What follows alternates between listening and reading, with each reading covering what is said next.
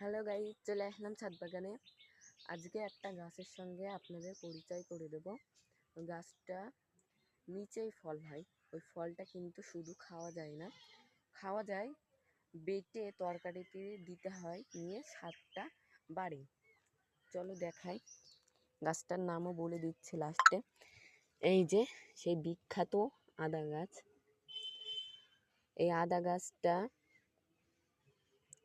তরকারিতে নিচে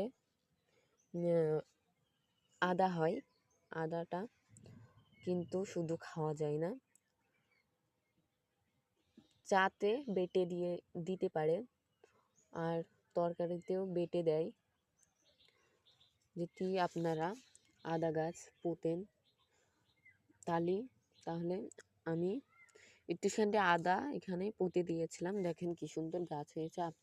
আপনাদের ছাদ বাগানে আদা গাছ আছে কি একটু কমেন্টে বলে যাবেন। আমাদের বাড়ি আদা গাছ আছে, এরকম করে বলবেন।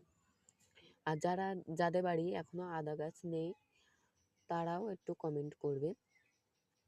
আমাদের বাড়ি কিন্তু খুবই সুন্দর একটা আদা হয়েছে। আর মাটিটা কেমন করে তৈরি করতে হয় আদা গাছের সেটাও আমি বলে দেব।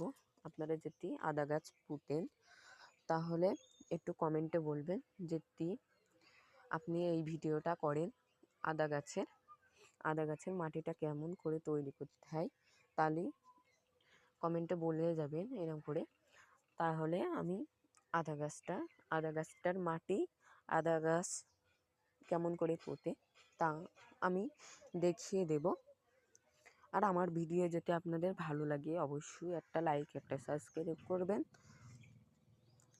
আর আমার ভিডিও যদি আপনারা নতুন হয়ে থাকেন অবশ্যই একটা লাইক, একটা সাবস্ক্রাইব করে যাবেন। আর এই যে আমার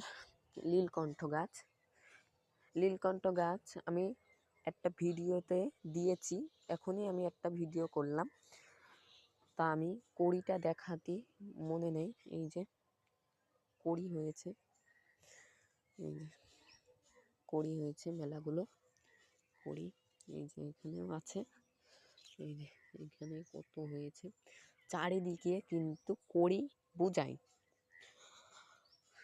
আর যদি আপনাদের নীলকণ্ঠ গাছ নিতে চান তাহলে অবশ্যই বলবেন। বীজ আর এত সুন্দর সুন্দর এখানে দুটো গাছ আছে, একটা নীলকণ্ঠ গাছ আর একটা তরুললতা গাছ। আর আপনারা